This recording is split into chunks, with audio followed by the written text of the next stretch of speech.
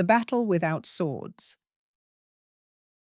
The slavers were coming, and the garrison did not have enough men. That much was known weeks before they reached the border hills. Scouts had seen their fires at night, small, scattered, shifting position, as if the men behind them never slept in the same place twice. Traders stopped arriving on the south road. Villagers who had survived their raids were starting to stream into the fort.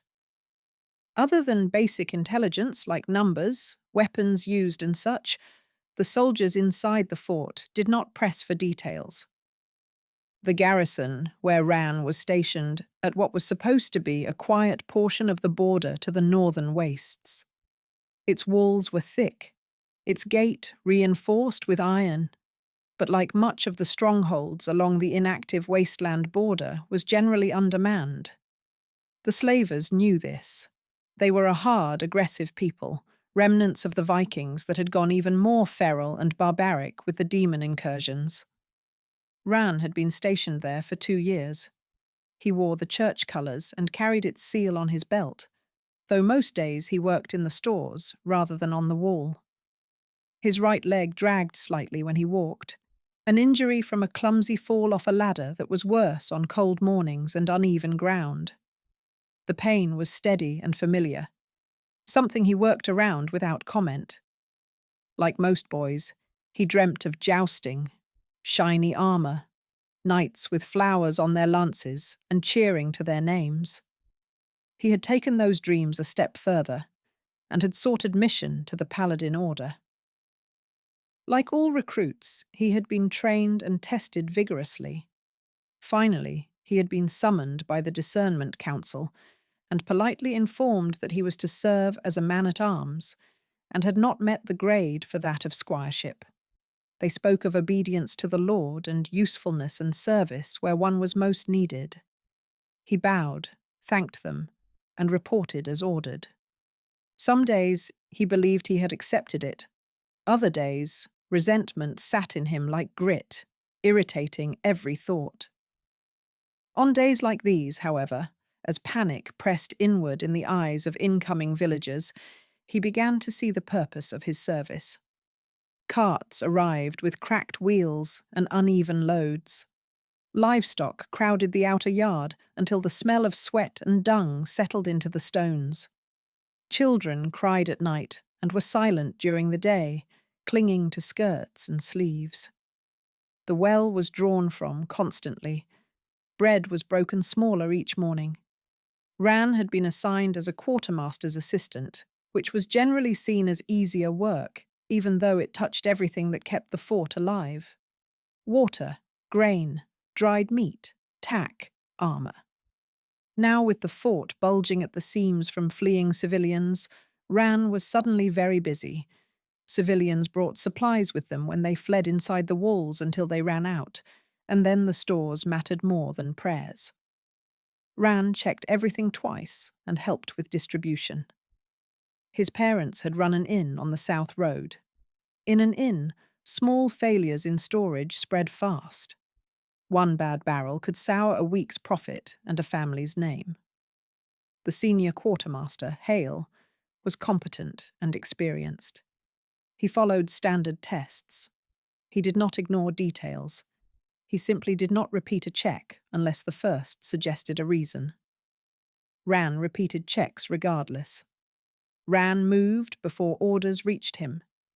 He redirected carts into the inner yard, marked space along the wall with quick gestures, sent runners for water and feed. He directed livestock into one corner and wagons into another, keeping paths clear so men could run from gate to tower without climbing over frightened families. He carried a slate and a bit of chalk and kept careful record of the growing fort population and the dwindling supplies. Reinforcements had been promised, but promises thinned when measured in distance. At first the relief force was weeks away, then it was days, then no one seemed certain, which was worse. And then, just like that, the mercenaries arrived. They were called the Light of Aden. They rode in under their own banners, embroidered with gold thread, green and red. Their horses were tall and glossy, tack polished and matched. Their armor fit cleanly and bore the marks of care rather than neglect. Even their pack animals were better tended than the garrison horses, their coats brushed, their hooves trimmed. Civilians noticed immediately. They were crowded like nobility, the villagers shouting the company's name. "Light of Aden! Light of Aden!" Some villages started shouting the mercenaries by name, their fame that far-reaching. The mercenaries, to their credit, were either graceful or polite, or were lapping it up the attention. Meanwhile, the border guards continued their work, largely ignored by both mercenaries and villagers. Hale returned from the commander's hall with his jaw set. "You," he said to Ran, thrusting a slate into his hands. "Most civilians are settled, so you're to be reassigned to the Light of Aiden's supply. See that they have what they need." Ran nodded. The mercenaries were under contract from the church, and the fort was to provide whatever assistance they could. The mercenary camp was set up with practiced speed. Thick tents in ordered rows, larger command pavilions set apart. Rugs were unrolled to keep boots off the ground. Folding stools and tables appeared. Braziers were lit with good charcoal. Dedicated cooks set up apart from the garrison fires, and the smell of fat and spices drifted across the yard long before the first pot boiled. Ran took stock and realized the mercenaries didn't need any hard supplies from the fort. They had brought their own feather-down blankets and bedding, heavy and clean. Stuffed mattresses rolled tight, spare cloaks, spare boots. Everything had a replacement. These were not patched garrison equipment handed down from man to man. These were goods bought with coin and expected as a right. What the mercenaries did need was fresh water, and this they did not stop complaining about, along with almost everything else. The smell of animals, the noise of civilians, the dust in the courtyard. They stopped just shy of complaining about the guards. They were veterans and knew where the line was. "Your water tastes wrong," one said, lifting a skin and spitting. Ran moved between worlds, carrying water and arrows, counting rations. He watched mercenaries eat hot food, while guards chewed hard bread and kept working. As the days slipped into night, Ran found himself wondering, why haul supplies no one noticed? Why sleep on straw that never stayed warm? Why be a nameless guard nobody cared about when he could be a rich warrior everyone knew? Some nights he forgot that the slavers were still coming, and the fort waited. They came 9 days later, just after dawn. The horn sounded once from the south tower, then again, longer this time. Sergeants were shouting, "Stand to the walls!" Men were already moving before the second call finished. Civilians were driven toward the inner yard, away from the walls. Guards took their places with the speed of habit. Ran buckled on his sword, wondering if he still remembered how to use it. From the tower, the slavers could be seen clearly now. They moved in loose bands along the riverbank and across the broken ground beyond it, not rushing, not hiding, confident in their numbers and in the fear that always preceded them. They carried shields scavenged from a dozen places, axes heavy enough to split wood and bone, and ropes coiled at their belts. Most were covered in paint, or blood, or worse. The mercenaries blew their horns and formed up quickly. They rode out through the postern gate in a line that looked almost ceremonial. Their horses surged forward together, hooves striking stone and then dirt, armor flashing as they broke into a gallop. From the wall, it looked clean and decisive. Civilians cheered. Ran was not on the wall. He was at the inner stair with water skins and bundles of arrows, passing them upward, counting each one as it left his hands. He heard the cheers and felt the sound roll through the yard like heat. He did not look up until a guard beside him did, the man's jaw tight with something closer to concern than relief. The mercenaries struck the slavers where they were scattered, cutting down the first ranks quickly. Men fell, others broke and ran. To the trained eye on the fort battlements, the mercenaries pursued recklessly, out of formation, further and further away from the protection of the fort walls, their blades red, riding down those who could not outrun horses. From the wall, it looked like victory already won. Then the surprise. A second group surged from cover farther down the river, pressing hard toward the western wall while eyes were drawn outward. They had crept and snuck, and finally they ran. At least 3 times the number of the guards in the fort. Ropes were uncoiled and silently hurled onto the battlements. On the walls, a few sergeants spotted them. "Walls attack! Walls attack!" The soldiers were alert and tried to push grappling hooks off with metal bars, but there were too many, and the hooks were lodged tight. Pitched fights occurred where the soldiers were not fast enough. One slavers slipped through the press and lunged toward the inner yard, grabbing for a child who had broken free in the crush. Ran noted that he was so intent on getting to the courtyard that he himself had not been spotted at the stairs. Ran quietly drew his sword, dropped his supplies, and ran up behind the slaver. With no dramatic flair, Ran rammed his sword through the man's back. He gurgled and fell to his knees, dead. Inside the yard, civilians screamed and pressed back. Ran dragged the child clear and shoved her toward her mother. Pain flared in his leg and he stumbled. A guard caught his arm and steadied him without looking, already turning back to the gate. Fighting continued, the border guards of the fort showing their training and using the advantage of the walls well. The slavers fell back when horns sounded from the hills. The mercenaries had finally regrouped and returned, bloodied and grinning, horses blowing hard, armor spattered. From the wall and the yard, it looked as though they had saved the fort. Civilians rushed toward them, shouting names, pressing food, hands and thanks into mercenary palms. The guards reset watches, hauled broken axes away, and replaced a cracked beam. They said nothing. By evening, the story had already taken shape. The mercenaries had ridden out and driven the slavers back. The fort had been saved by bold mercenary action.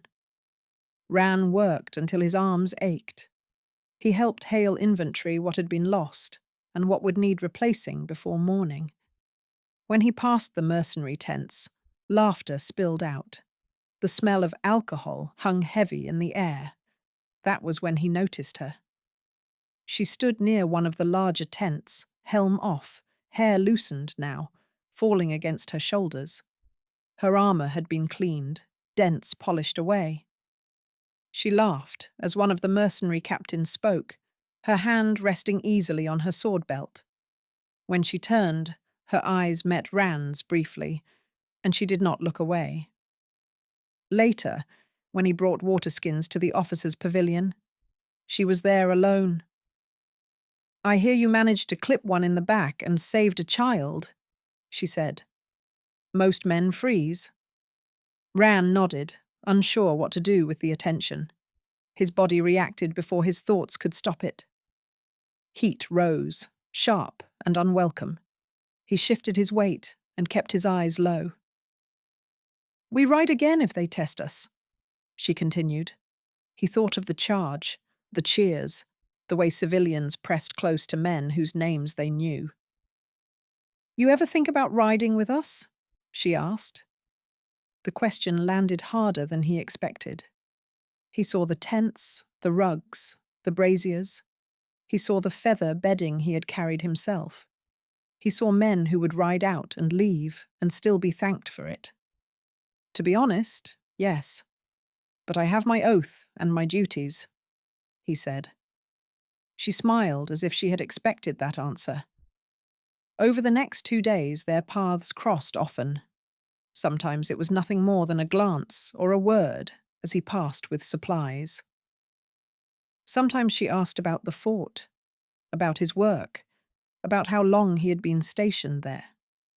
She listened in a way that felt deliberate. Each time his resolve weakened a little, and each time he hated himself for it. At night, lying on his pallet, he thought of her warmth and the confidence with which she moved through the world. He thought of the mercenaries' tents glowing late while the guards slept early. He thought of the wine bottles, rich ales, food laden with grease and meats. He pictured himself in the tents, adorned with finery and even finer women. On the third night after the fight, she followed him into the stores. Lantern light flickered across stacked barrels and hanging tools. She stepped closer, unhurried, certain. His heart hammered hard enough to make his hands shake. "No one comes here this late," she said. "Everyone's watching the walls." His body urged him forward, urgent and undeniable. "I could secure you a place amongst us. Our commander noticed your work with our supplies, and—" She brushed her hand against his, a clear signal of what she wanted. "No one would know," she said quietly. He swallowed, but with a sudden flow of peace and ease of mind, looked her in her eyes. "I would know," he said. He was at peace, but the words felt thin as soon as he said them. She studied him for a long moment, expression unreadable. Then she turned and left without another word. The accusation came at first light. Ran was summoned to the commander's hall before the morning bell. She was already present, composed, armor immaculate, hair bound neatly. The mercenary commander stood behind her. Hale watched from the side, his expression guarded. She spoke calmly. She said Ran had cornered her in the stores. She said he had pressed too close. She said she feared what would have followed if she had not left. Ran opened his mouth to speak, and found no words that would not sound like feeble excuses. His body remembered her even now, traitorously, and the shame of that made him furious. The mercenary commander demanded a public flogging and dismissal. The fort commander listened without interruption and finally said, "We'll investigate and handle this matter. Relieve him of duty, to be confined until further notice." A guard stepped forward. Ran surrendered his sword first, then the church seal from his belt. The metal felt colder than usual in his hand. He was turned and marched across the yard in silence. They passed mercenary tents bright with early light and civilians who looked up and then away. No one spoke. At the detention block, the door opened. Ran stepped inside. The iron bars closed behind him. The cell smelled of damp stone and old iron. Ran stood where the guards left him for a long moment, listening to the sound of his own breathing. The corridor beyond the bars carried footsteps, keys, the scrape of boots, the low murmur of voices that never addressed him. When the door finally closed and the sound faded, the raw situation he found himself in pressed in hard enough that he felt it in his chest. He sat on the pallet and pressed his hands flat against his thighs until the shaking eased. His leg throbbed from the march across the yard, the ache sharpened by cold and by the knowledge that he would not be moving freely for a long while. At first, Ran prayed for release with quiet certainty. He asked for justice to be released, for an angel to let him out, for the lock to fail. Nothing happened. When this didn't work, he made loud declarations of obedience, confession of sin, begging and bargaining. His prayers were met only with silence.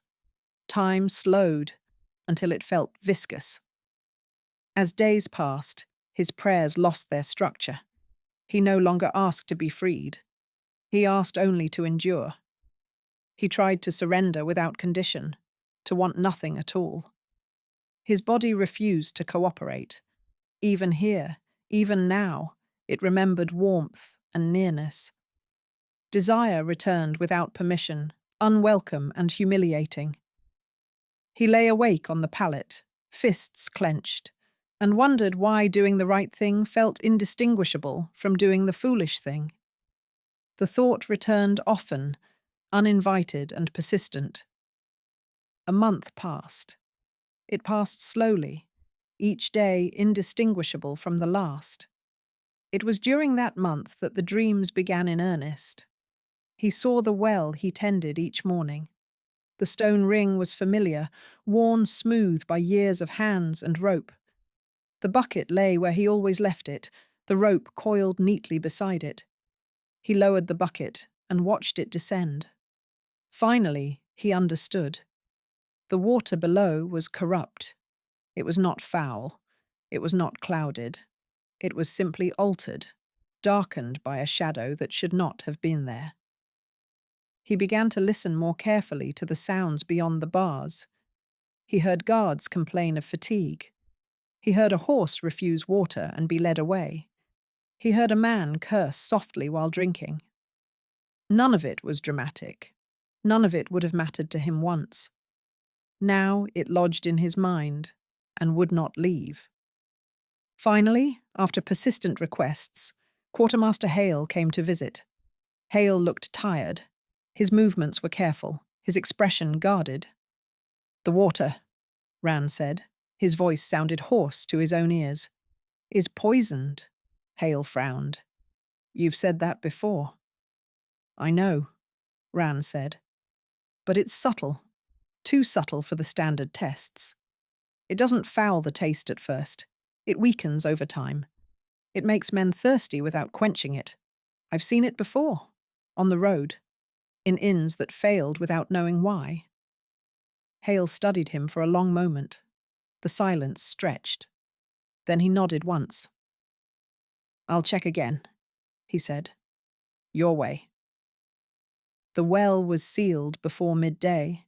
The poison was not in the stone or the water itself. It was in the rope, worked into the fibers so that each drawer carried a trace. It was clever, slow, designed not to kill outright, but to sap strength over days. Slavers did not need to break walls if thirst and fatigue did the work for them. When the cell door opened, it was abrupt. A guard unlocked the cell and stepped aside without comment. Ran emerged thinner, eyes adjusting slowly to the light of the yard. Civilians were fewer now. Some wagons had gone. Others remained. The fort felt steadier, as if something unseen had loosened its grip. Hale met him near the stores. "The testimony of the woman at issue has raised questions. Until she can be further interviewed, you'll return to duty," Hale continued. "Under me. Officially." At dawn the next morning, Ran checked the well himself. He watched the water settle after the bucket was raised. He tasted it and waited. When nothing felt wrong, he nodded and signaled distribution. The slavers did not return that season. Stories were told about mercenary charges and bold riders. Few mentioned the well. Ran busied himself with his new duties. He rarely thought about the mercenaries of the Light of Arden. Meanwhile, the fort endured, and because it endured, so did the villages beyond its walls.